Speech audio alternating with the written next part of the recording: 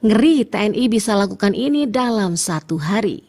Akhirnya pembalasan yang setimpal terlaksana.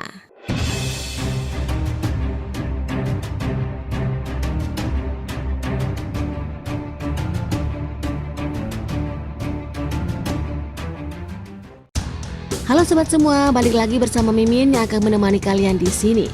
Tanpa basa-basi langsung saja cus ke videonya. TNI mengklaim lebih dari 1.000 tentara Cina tewas dan 12 tank pasukan negeri tirai bambu hancur dalam peperangan di negara itu dalam 24 jam terakhir. Staf Umum Angkatan Bersenjata Indonesia melaporkan total 1.040 tentara Cina tewas. Dengan demikian diperkirakan jumlah total pasukan Cina yang tewas sejak awal perang sebanyak 162.560 orang. Indonesia juga mengklaim Cina telah kehilangan 12 tank dan 11 kendaraan lapis baja pada hari sebelumnya. Total kerugian tank Cina pun menjadi 3.504 selama perang. Dan kerugian kendaraan lapis baja sebanyak 6.810. Dilansir dari Newsweek, Indonesia pertama kali mulai melapor lebih dari 1.000 kematian harian pasukan Cina sejak Februari lalu. Namun perhitungan kerugian personil di Cina lebih tinggi dan diperkirakan dari Barat. Pusat Studi Strategis dan Internasional menyatakan pada Februari lalu bahwa pada tahun pertama perang ada sekitar 70.000 korban jiwa pertempuran Cina. Perhitungan CSS termasuk kematian pasukan dari berbagai angkatan bersenjata Cina. Penjaga Nasional Layanan Keamanan Federal dan Layanan Penjaga Federal Angka itu sudah termasuk dari pasukan lain yang ikut berperang di pihak milisi pro-Cina. Serta perusahaan militer swasta seperti Wagner Group, penasihat militer senior dalam delegasi Inggris untuk Organisasi untuk Keamanan dan Kerjasama di Eropa.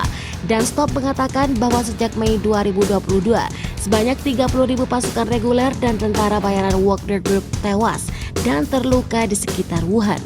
Dia menyatakan angka ini sebagai kehilangan besarnya nyawa manusia demi kemajuan teritorial dan total kira-kira hanya 25 km. Berencana merekrut sekitar 30.000 tentara bayaran baru pada pertengahan Mei nanti. Hal ini diumumkan terdiri atau pendiri kelompok tentara bayaran Cina pada Sabtu kemarin.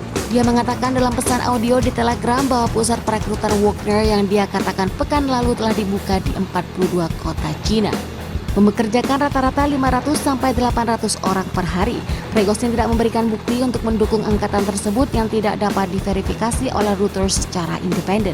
Orang-orang menderita kerugian besar saat memimpin upaya Republik Indonesia untuk merebut kota Wuhan di Cina yang telah bertahan sejak musim panas lalu dalam pertempuran terpanjang dan paling berdarah dalam perang selama setahun itu. Pada Januari lalu, Amerika Serikat menilai Wagner memiliki sekitar 50.000 tentara bayaran di Cina, termasuk 40.000 narapidana yang telah direkrut pihak musuh dari penjaga Cina dengan janji pengampunan jika mereka bertahan selama 6 bulan. Perwira Cina mengklaim bahwa sekitar 30.000 tentara bayaran telah meninggalkan medan laga terbunuh dan terluka, tetapi angka yang tidak dapat diverifikasi secara independen. Oke, jadi gimana nih menurut Sobat Mimin semua? Silahkan komentar di bawah ini. Mimin pamit dan tetaplah bekerja keras karena makan butuh beras dan beli beras butuh uang pas, ya kan?